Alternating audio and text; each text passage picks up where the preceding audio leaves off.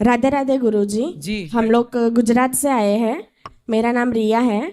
मेरा प्रश्न है ये है कि मैं गले में गणेश जी का लॉकेट धारण किए हुए हूँ और ये तुलसी माला का धारण करना चाहती हूँ, तो क्या मैं पहन सकती हूँ? हाँ पहन सकते। ऐसा बोला जाता है कि गणेश जी को तुलसी नहीं चढ़ाया जा सकता, तो नहीं, चढ़ाने का नहीं, वो आपने तो पहनने का पूछा है ना। हाँ पहन सकते हैं। ठीक है, थैंक यू। बेटा यहाँ ले आओ माइक, मैया को देना, ये मैया को। हेलो, राधे राधे पंडित जी। जी मैया। मेरा नाम विनीता वाशने है। मैं शालीमार गार्डन साहिबाबाद से आई हूँ। मेरा प्रश्न है कि कहा जाता है भगवान आजन्मा है, पर उनकी उत्पत्ति कैसे हुई? ये एक संशय का विषय है मेरे लिए। भगवान की उत्पत्ति कैसे हुई, लिए रहिए माइक। भगवान का नाम ही जब अजन्मा है, भगवान का नाम ही जब अजन्मा है, तो अजन्मा है तो वो जन्म नहीं लेते, और जिसका जन्म नहीं होता उनकी मृत्यु नहीं होती। तो जो मृत्यु से परे है वो भगवान है। तो उनके जन्म का सवाल ही नहीं। कहाँ से आए? भगवान सदा से हैं। भगवान ही ऐसे हैं जो सदा से हैं। ये सृष्टि किसकी है? ये प्रॉपर्टी किसकी है? ये ईश्वर की है। वो अजन्मा है, मीन्स जन्म से परे है, वही सर्वशक्तिमान है। अब आप सवाल करें कि जब वो अजन्मा है तो राम कृष्ण कैसे आ गए? जन्म कैसे लिया? जन्म नहीं लिया। लिखा है भय प्रगट कृपाला दीन दयाला। भगवान जन्म नहीं लेते, राम के रूप में प्रकट होते हैं। बात समझ में आ रही है? जन्म लेना और प्रकट होना दोनों में अंतर है। समझ में आ रही है बात मैया जी? हाँ, अरे क्या समझ में आया बताइए? कि भगवान सदैव से हैं। सदा है, उनकी सत्ता सदा है। हमारी सत्ता, आपकी सत्ता आती जाती रहती है। सबकी सत्ता 100 साल की है। अधिक से अधिक उम्र सबकी कितनी है? 100 साल की। तो हर प्राणी लगभग 100 वर्ष की सत्ता लेके आता है, इसके बाद उसका अस्तित्व मिट्टी हो जाता है। और कोई क्लियर हुआ कि नहीं डाउट? राधे राधे पंडित जी। जी मैं डॉक्टर एल.एन. गुप्ता, मैं डॉक्टर प्रेमलता का बड़ा भाई हूँ। बाकी मेरा सवाल ये है, संशय लोग जिंदगी में ये अनुभव करते हैं कि हमको परम सुख मिल गया, तो वास्तव में ये परम सुख की प्राप्ति जिंदगी के किस मोड़ में होती है? हम कब कहें कि हम परम सुख का, अब जैसे एक छोटा बच्चा है, उसको मनपसंद का खिलौना मिल गया, बहुत खुश है। अब उसको खुशी देख करके हम माँ बाप भी सोचते हैं आहा क्या आनंद की प्राप्ति हो रही है, मेरा बच्चा कितना खुश है। या किसी को धनवान बन जाए, खूब दौलत इकट्ठी कर ले, वो परम सुख होता है। या किसी को अपना मनपसंद दोस्त मिल जाए या मनपसंद साथी मिल गए, परम सुख की प्राप्ति हो गई हमको। यह सबसे बड़ा परम सुख है कि भगवान के चरणों में लीन हो जाना और बस दुनिया को भूल करके उनके चरणों में अपने को अर्पित कर देना। परम सुख क्या किसी जिंदगी के किसी खास मोड़ पर मिलता है? और वास्तव में परम सुख किस कब कहें हम कि हमको मिल गया? देखिए, प्रश्न बहुत अच्छा है आपका। परम सुख कब मिलता है?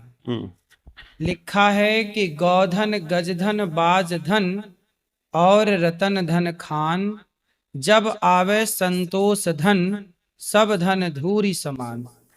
इस सृष्टि का सबसे बड़ा सुख क्या है? परम सुख क्या है? बोले संतुष्ट हो जाना। जो व्यक्ति जितना है उतने में प्रसन्न है, अपने बेटे से संतुष्ट है, अपनी इनकम कमाई से संतुष्ट है, तो आप जितना सुखी कौन होगा? और यदि करोड़ों पाकर सोने की लंका में रहने वाला रावण, मंदोदरी जैसी परम सुंदरी पत्नी पाने वाला रावण भी अपनी पत्नी और अपनी वासनाओं से संतुष्ट ना हुआ, जिसके कारण सर्वनाश का कारण हुआ। इसलिए सबसे परम सुख क्या है? जितना है उतने में संतुष्ट, इच्छाओं को समाप्त कर लेना ही परम शांति है, परम सुख है। भगवान में भजन मन लगाना ये तो ठीक बात है। जो व्यक्ति जगत के सुखों से संतुष्ट होगा वही ईश्वर की तरफ मुड़ेगा और वही परम शांति को पाएगा। जो व्यक्ति जगत की इच्छाओं से संतुष्ट नहीं है, अब जैसे आपने देखा होगा कई बार करोड़पति व्यक्ति भी परेशान है और फुटपाथ पर रहने वाला मजदूर भी कई बार खिलखिला के हंसता है, खुश रहता है। कई बार फुटपाथ पर रहने वाले लोगों को देखकर ऐसे लगता है कि हमसे अच्छे तो ये हैं जो इतना खुल के हंस रहे हैं, खुश हैं, हम लोगों के पास सब कुछ होती हुई भी परेशानी है। कारण सिर्फ इतना है कि वह व्यक्ति वहां पे अपनी कमाई से संतुष्ट है, और आज व्यक्ति करोड़ों पाकर भी संतुष्ट नहीं है। एक आदमी बोला कि देखो हमारे पड़ोसी के पास 10,000 के जूते हैं, वो जूते भी 10,000 के पहनता है। तो बगल वाला बोला, भाई तू उसे क्यों देखता है जो 10,000 के जूते पहनता है? बगल में और कोई खड़ा, उसे देख जिसके पास जूता पहनने के लिए पांव ही नहीं है। वो व्यक्ति कैसा है जिसके, कई लोग ऐसे ना चप्पल हाथ में पहन के घिसटते हैं, ऐसे लोगों को भी हम समाज में देखते हैं। उनसे वो लोग कितने बेहतर हैं, आप कितने बेहतर हैं जिनके पास पांव है। इसलिए ईश्वर ने जितना दिया है उसमें यदि संतुष्टि आ जाए तो उसके जितना परम सुखी इस धरती पे कोई हो नहीं सकता। परम सुख है संतोष। मेरा दूसरा एक सवाल है, आपको समझ में आई बात? जी बिल्कुल, आपने बहुत बहुत ये क्लियर किया, बहुत साफ साफ शब्दों में बताया कि संतोष होना चाहिए, चाहे किस स्टेज पर कोई, हर स्थिति में आप परम सुख की अमीर भी संतुष्ट है तो सुखी है, और गरीब भी संतुष्ट है तो सुखी है। और वो व्यक्ति कभी सुख ना पाएगा जो अमीरी में भी संतुष्ट नहीं है और गरीबी में भी। जीवन के किसी भी मोड़ पर, किसी भी दशा में आप परम सुख की प्राप्ति महसूस कर सकते हैं। बिल्कुल बिल्कुल। दूसरा सवाल यह है मेरा कि विद्या, बुद्धि, कर्म और भाग्य, इनमें जीवन में सबसे ज्यादा काम कौन सी चीज आती? क्या ये सब एक दूसरे के पूरक हैं या एक चीज के अभाव में? विद्या, बुद्धि, कर्म और भाग्य। विद्या ददाति विनयम। विद्या, विनय, हमारे अंदर नम्रता है, सहजता है, इसलिए हम विद्या को अर्जित करते हैं। विद्या, बुद्धि इसलिए होती है ताकि वो हमें सही डायरेक्शन दे सके, सही दिशा दे सके। कहते हैं मन होता है वो संकल्प विकल्प करता है। जैसे ये वस्तु पड़ी है तो जब आप देखते हैं कि 100 का नोट पड़ा है तो मन कहता है उठाऊं कि ना उठाऊं, फिर उसे निर्णायक बुद्धि निर्णय देती है कि उठा या मत उठा। ठीक है, तो बुद्धि जीवन में निर्णय देती है, करूं कि ना करूं, करूं कि ना करूं, ये संकल्प विकल्प मन देता है। पर निर्णय कौन देता है? इस लड़की से ब्याह करूं कि इससे करूं, इस घर जाऊं कि इस घर जाऊं, ये खाऊं कि ये खाऊं, ये निर्णय जहां नहीं है वहां मन कार्य कर रहा है, और जहां डिसीजन है वहां बुद्धि आ गई। तो बुद्धि का काम है जीवन में स्पष्ट करना। अब मन, जैसे आपने पूछा विद्या, तो विद्या विनय देती है, बुद्धि निर्णय देती है। अब आपने पूछा और कर्म और भाग्य।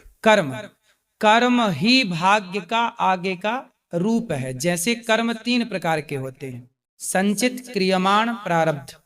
कर्म कितने तरह के होते हैं? 3 तरह के। संचित, जो आप कर रहे हैं वर्तमान में, जैसे एक मजदूर है, मजदूर मजदूरी कर रहा है, क्रियमाण कर्म है, क्रिया में चल रहा है।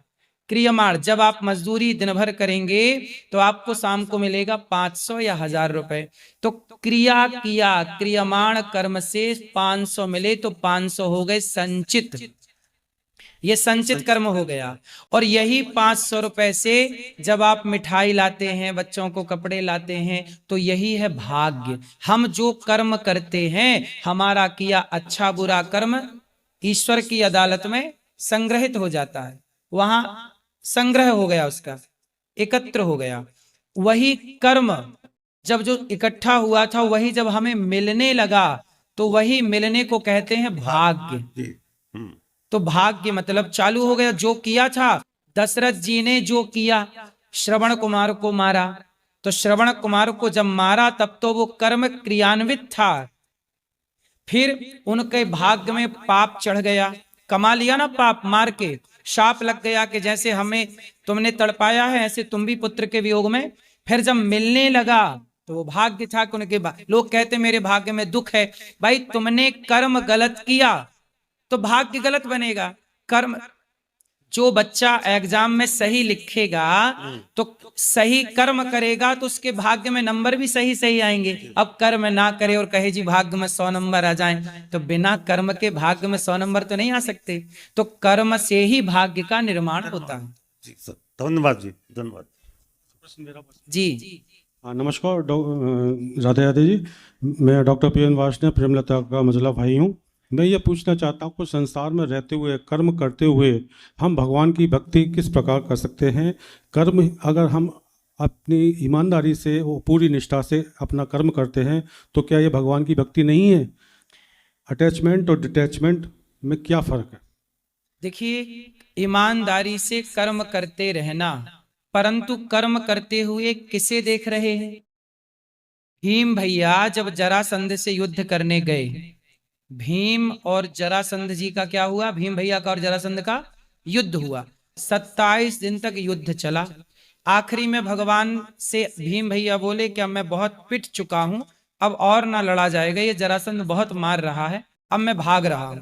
भगवान बोले कल का युद्ध आप मेरे कहने से कर लो, और युद्ध करते समय केवल मेरी तरफ देख लेना। अगले 28वें दिन जब युद्ध हुआ तो भगवान की ओर देखा तो भगवान ने तिनका उठाया और तिनकों को 20 से फाड़ कर एक भाग इस तरफ एक भाग इस तरफ फेंक दिया। जरासंध को भी भीम भैया ने 20 से फाड़ा, उसका दायां भाग बाएं तरफ, बायां दाएं तरफ फेंक दिया और वो मारा गया। जब तक ईश्वर की ओर नहीं देखा तब तक लड़ते रहे, जीत प्राप्त नहीं हुई। पर कार्य करते हुए दृष्टि कहाँ रखी? भगवान की ओर। इसलिए जगत का काम करिए, जगत में मन लगाइए, जगत में शरीर से कार्य करिए, परंतु दृष्टि सदा भगवान के चरणों में रखिए। जैसे कमल, अभी पूरा नहीं हुआ आपका उत्तर आंसर। कमल का फूल पानी में है, पर पानी की आप बूंद डालिए तो एक भी बूंद अपने ऊपर नहीं रखता कमल, सारी बूंद अपने पत्ती से, पंखुड़ी से गिरा देता है। जैसे कमल का पुष्प पानी में रहकर भी पानी से अलग है या नहीं? हाँ। उसी तरह जगत में रहकर भी जो जगत से अलग है वही ईश्वर को पाएगा। तो जगत में रहकर जगन्नाथ में चित्त को, मन को लगाए रखिए और कहते रहिए कि हे नाथ, मैं आपको कभी भूलूं नहीं, मैं कुछ भी नहीं हूं, ये परिवार मेरा नहीं, व्यापार मेरा नहीं, सब कुछ आपका, नाथ सकल संपदा तुम्हारी। मैं ये क्यों मानूं कि ये मेरा है? सच तो यही है ना कि आपका शरीर भी आपका नहीं है, आपकी आंखें भी एक टाइम बाद आपका साथ छोड़ देंगी, शरीर भी साथ छोड़ने लग जाएगा, बालों का रंग भी साथ छोड़ चुका है, सफेद होने लग गए हैं, ये शरीर एक दिन आपका साथ छोड़ देगा। तो जब शरीर ही अपना नहीं रहा तो हम क्या कहें कि ये हमारा, कि ये हमारा? इसलिए मेरे तो गिरधर गोपाल दूसरो ना कोई, जगत में रहकर जगन्नाथ से संबंध रखना, यही मोक्ष का साधन है, यही मोक्ष का रास्ता है। महाराज जी चरणों में दंडवती। महाराज जी में प्रश्न है कि क्या पितृदेव होते हैं? अगर होते हैं तो उनकी सेवा करने के बाद भी वो परेशान क्यों करते हैं? पितृलोक में पितृ देवता होते हैं। जो व्यक्ति मर जाता है, यदि वह पुण्य करके मरेगा तो मोक्ष पालेगा, पाप करके मरेगा तो नरक चला जाएगा। लेकिन कुछ लोग ऐसे होते, जैसे आपने 9वीं या 10वीं का एग्जाम दिया, लेकिन आपके हुआ क्या कि 33 नंबर चाहिए थे पास होने को और आए हैं 31 नंबर, 2 नंबर कम हैं, तो क्या आ जाएगी आपकी? सप्लीमेंट्री आ जाएगी। अब सप्लीमेंट्री आई है आगे तो क्या होगा? अब फिर से एग्जाम देने को मिलेगा। सही है। उसी तरह जो पापी है वो नरक चला जाता है, जो पुण्यात्मा है मोक्ष पा लेता है। लेकिन जो ऐसा है कि पापी तो है थोड़ा, पर थोड़े से पुण्य भी किए हैं, तो फिर वह पितृलोक में वेटिंग करते हैं, वेटिंग रूम है, मतलब वहां जाके वेट करते हैं कि मेरे बच्चे, मेरी पीढ़ी मेरे नाम से कोई पुण्य करेगी तो वह पुण्य मेरा प्लस होके फिर मैं मोक्ष को पाऊंगा। इसलिए वो पितर कहते हैं कि मेरे नाम से गया श्राद्ध कर लो, पिंडदान कर लो, भागवत सुन लो, उस पुण्य से मैं मुक्त हो जाऊंगा। क्योंकि कहते हैं ना कि पिता का कार्य कौन करता है? पुत्र करता है। 13 ब्राह्मण खवाना 13वीं है, तो उस व्यक्ति के नाम से समाज को भोजन कराना, ये अन्नदान ही तो है, पुण्य है। यह पुण्य उसके जुड़ेगा और प्लस होगा तो उसकी सदगति होगी, वरना वह व्यक्ति परेशान होके परिवार को शाप देने लग जाता है कि हमारे लिए तो कुछ किया नहीं, और वह नरक का गामी हो जाता है। वही पितृदोष लगता है। इसलिए हर पुत्र को अपना पिता का कर्तव्य जरूर करना चाहिए। सनातन का जो नियम है, पिंडदान करना, तर्पण करना, श्राद्ध करना। एक उदाहरण मैं आपको देता हूं। ताजमहल जिसने बनाया, वैसे तो तेजोमय शिवालय था, पर समाज में हम लोगों ने ये पढ़ा है कि शाहजहां ने ताजमहल बनवाया। क्यों, ये सही बात है? शाहजहां जब ताजमहल बनाए तो शाहजहां का एक बेटा था औरंगजेब। औरंगजेब ही नाम था जी। औरंगजेब ने अपने बाप को जेल में डाल दिया था। आखिरी में शाहजहां को औरंगजेब ने जेल में डाल दिया, और जेल में डालने के बाद उस शाहजहां को थोड़ा सा पानी और थोड़े से चने दिया करता खाने को, वो पीने को पानी। तो शाहजहां बोलता कि बेटा पेट भर भोजन मत दे, कम से कम पेट भर पानी तो दे। शाहजहां को उसके बेटे ने मरते समय पेट भर पानी भी नहीं दिया। तब शाहजहां ने बोला था कि बेटा तू मेरा बेटा होकर जीते जी बाप को पेट भर पानी ना दिया, तेरे से बेहतर तो वो हिंदू हैं जो मरने के बाद भी अपने बाप को पानी देते हैं। मरने के बाद भी अपने बाप को पानी देते। तो हम सनातनी आखिरी में शाहजहां को कहना पड़ा कि सनातन श्रेष्ठ है, कि वहां मरे बाप को भी पानी, जिस धर्म में मरे बाप को पानी दिया जाता हो उस धर्म में जीते जी बाप का कितना सम्मान होगा। तो ये बात स्पष्ट हो गई। तो महाराज जी, अब हमें क्या करना चाहिए उनकी मोक्ष के लिए? उनकी तिथि, पुण्य तिथि पर किसी गाय को, भूखे को, प्यासे को भोजन कराओ। उस तिथि पर उनके नाम का एक दीपक जलाया करो, उनका स्मरण किया करो, भगवान से कहा करो प्रभु मेरे इन पूर्वजों को परम गति दे। उनके नाम से जो पुण्य करना है आप करिए, गया श्राद्ध करिएगा, जो करना है करिएगा। धन्यवाद। राधे राधे गुरुदेव जी। हाँ जी, आपके श्री चरणों में दास का कोटि कोटि वंदन नमन। खुश रहिए। ओम अखंडानंद बोधाय शिष्य संताप हारिणे सच्चिदानंद रूपाय तस्मै श्री गुरुवे नमः। ओम श्री गुरु चरण कमलेभ्यो नमो नमः। गुरुदेव, आपके दास ने आचार्य कर रखी है ज्योतिष से, और 3 वर्ष से आपको श्रवण कर रहे हैं गुरुदेव। और जब से आपको श्रवण करना प्रारंभ किया है तो शास्त्र बल तो दास के साथ था ही, पैतृक संपत्ति के रूप में, और भक्ति आपसे प्राप्त हो गई। तो बड़े आनंद में जीवन कट रहा है। बाकी गुरुदेव 2 प्रश्न है हमारे मुख्य रूप से आपके श्री चरणों में। सर्वप्रथम प्रश्न है गुरुदेव कि हम तो वैसे सांडिल्य ब्राह्मण हैं, गौतमी शाखा के गौड़ ब्राह्मण, लेकिन हमारे कई बंधु जो हमारे साथ में कर्मकांड कराते हैं वो विश्वकर्मा वंशी हैं। तो कई शास्त्रों के विद्वान जो कि पारंगत हैं शास्त्रों में, जैसे हमारे परम पूजनीय प्रातः स्मरणीय निग्रहाचार्य जी हैं एवं पुरी के शंकराचार्य जी, उन्होंने कई बार उनके वक्तव्य जो निर्गत करते हैं हमने श्रवण किया है कि वो विश्वकर्मा वंशियों को ब्राह्मण स्वीकार नहीं करते हैं। तो हम आपके श्रीमुख से जानना चाहेंगे क्या विश्वकर्मा वंशी पांचाल इत्यादि ब्राह्मण होते हैं अथवा नहीं? अब शंकराचार्य भगवान यदि कुछ कहते हैं तो उस पर क्या बात कही जाए। शंकराचार्य जी ने जो कहा है वो परम विद्वान है, लेकिन वहां पे भी मतभेद हैं गुरुदेव। शंकराचार्य जी के कहने के बाद फिर कोई मतभेद रखना नहीं ज्योतिष मठ के जो शंकराचार्य जी हैं वो स्वीकार नहीं करते, पूरी वाले करते हैं। तो फिर बड़ा संशय हो जाता है दास को।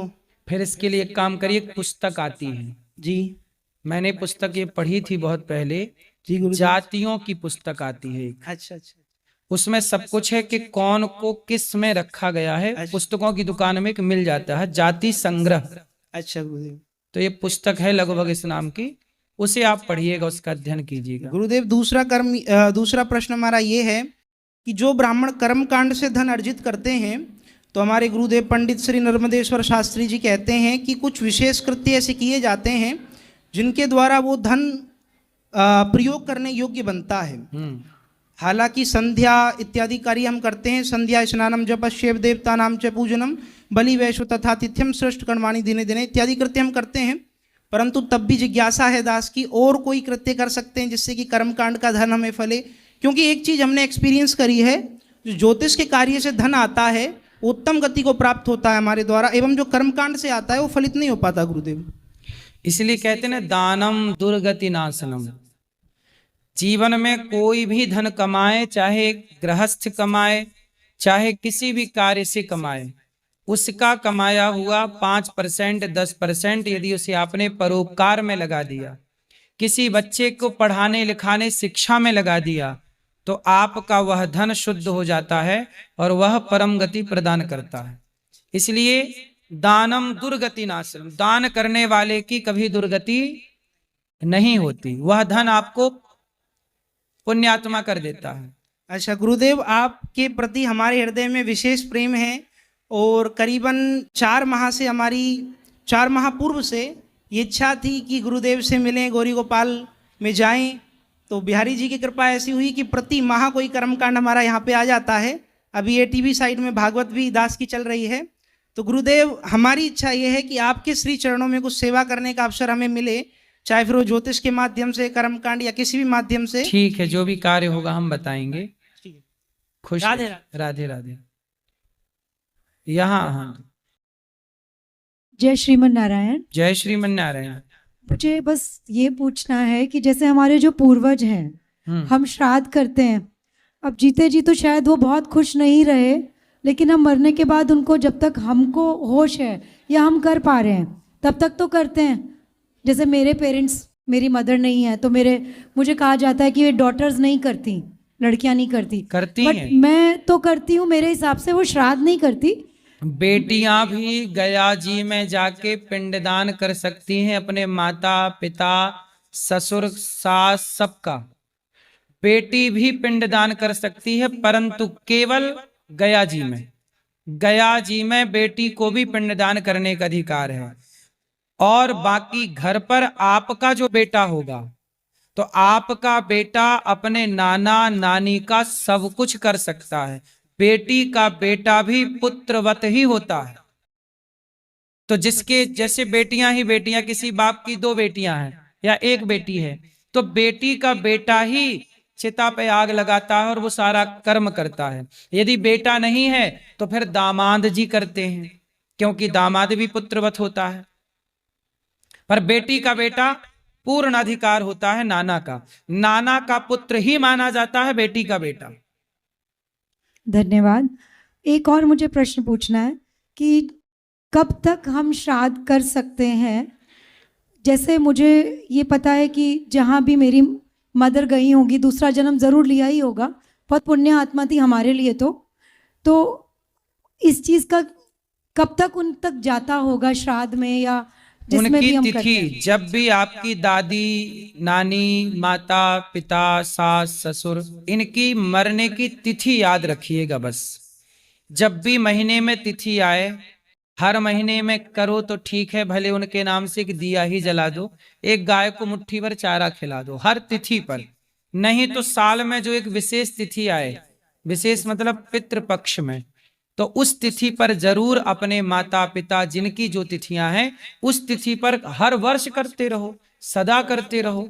एक मुट्ठी चारा ही तो देना है, कोई कर सको तो 2-4 ब्राह्मणों को भोजन करा दो उनके नाम से। बस कोई लाखों का खर्चा नहीं है, हजारों का भी खर्चा नहीं है। धन्यवाद। गुरु जी आपके चरणों में कोटि कोटि प्रणाम। मैंने गुरु जी कल एक रील देखी थी, स्क्रॉल कर रहा था तो आपकी रील आ गई थी। तो उस पर एक देवी थी, वो बोल रही थी क्या नाम है कि मैं बाल नहीं कटवाऊंगी, और अफवाहें फैलाई जा रही हैं कि मैं क्या नाम है FIR होनी चाहिए, ये होना चाहिए, वो होना चाहिए। तो मैंने देखा कि आपका कोई इतना विरोध करते हैं, पूरी दुनिया आपका विरोध करती रहती है, और मैं बहुत करीब से यहाँ की सेवाओं को देखता हूँ कि मैं यहीं पे रहता हूँ, बहुत करीब से मैंने उन सेवाओं को देखा है। तो कोई कुछ बिगाड़ क्यों नहीं पाता? उसका एक रीज़न में आपको पता है, मैं शायरी वायरी पहले भी सुना के गया था, तो मैं शायराना अंदाज में 2 लाइन लिख के लाया हूँ आपके लिए। आप यहीं के हो, ब्रजवासी हो? हाँ, ब्रजवासी तो नहीं हूँ, बट दर्शन करने के लिए आया था 3 साल पहले, तो मैं यहीं रह गया, फिर गया नहीं वापस। ठीक है। तो वो है कि जिस घर में ममता नाम का मोती ना हो, मुसलसल वह घर जलता है। जिस घर में ममता नाम का मोती ना हो, मुसलसल वह घर जलता है। उसकी एक बूंद से ये समंदर मचलता है। यकीनन आप जिंदगी की कोई भी जंग हार ही नहीं सकते। यकीनन आप जिंदगी की कोई भी जंग हार ही नहीं सकते, क्योंकि आपके साथ हर घड़ी सैकड़ों माँ की दुआओं का असर चलता है। वाह, सुंदर, धन्यवाद आपका। बहुत जैसे जैसे विरोध करते हैं उसके ऊपर और है कि हम तो जिद्दी हैं अपनी जिद पे अड़े रहेंगे, हम तो जिद्दी हैं अपनी जिद पे अड़े रहेंगे, अच्छे बुरे जैसे भी हैं ब्रज रज में पड़े रहेंगे। वाह। हम तो जिद्दी हैं अपनी जिद पे अड़े रहेंगे, अच्छे बुरे जैसे भी हैं ब्रज रज में पड़े रहेंगे। ए जालिमो तुम चाहे जितना भी जोर लगा लो हमें गिराने की खातिर, ए जालिमो तुम चाहे जितना भी जोर लगा लो हमें गिराने की खातिर, मगर एक रोज़ तुम्हारे मोहल्ले गांव गली शहर में हमारे ही नाम के झंडे गड़े रहेंगे। वाह, बहुत बहुत शुक्रिया गुरु, बहुत सुंदर, बहुत शुक्रिया, आपने स्वीकार की। सही सही कहा आपने, और सही है। बहुत ज्यादा जो लोग हमारा विरोध करते हैं उन्हीं के, वो भी अपने बेटे को हमारे जैसा ही बनाना चाहते हैं। हाँ बिल्कुल बिल्कुल।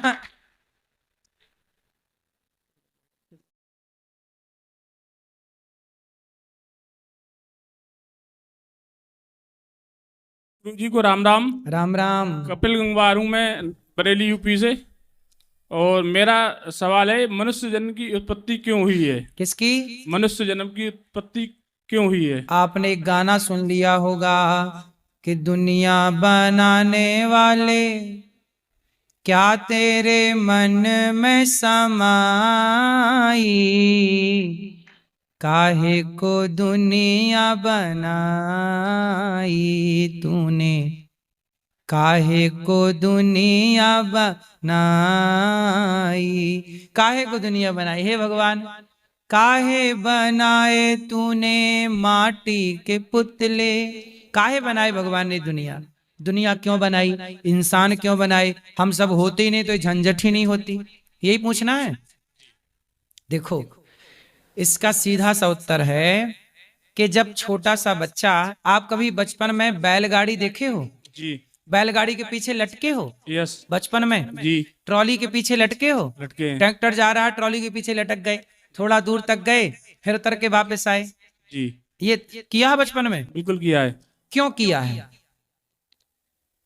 वो तो बाल, मतलब जब छोटे थे तो दूसरों को देखते थे, तब करते थे, देख देख। उसमें क्या आता था? आनंद आता था। आनंद। अपने आनंद के लिए किया कि नहीं? जी। जैसे आप ट्रॉली पे पीछे लटक के आगे तक गए, फिर वापस, जब वहीं आना था तो वहां तक क्यों गए? बैलगाड़ी जाती थी हमारे गांव तो हम लोग पीछे लटक जाते थे, फिर आगे तक जाते, फिर लौट के फिर वहीं आते। तो जब वहीं आना था तो लटक के आगे तक क्यों गए? क्योंकि ये अपना आनंद था। जैसे आप ये कपड़े पहनते हो जी, तो डिसाइड करते हो ये वाला अच्छा है कि ये स्वेटर खरीदना है, ये अच्छी नहीं है, ये अच्छी नहीं, ये अच्छा। घर बनाया, घर में कौन सा कलर करें, ये अच्छा है, ये अच्छा नहीं, नहीं ये अच्छा नहीं, ये अच्छा।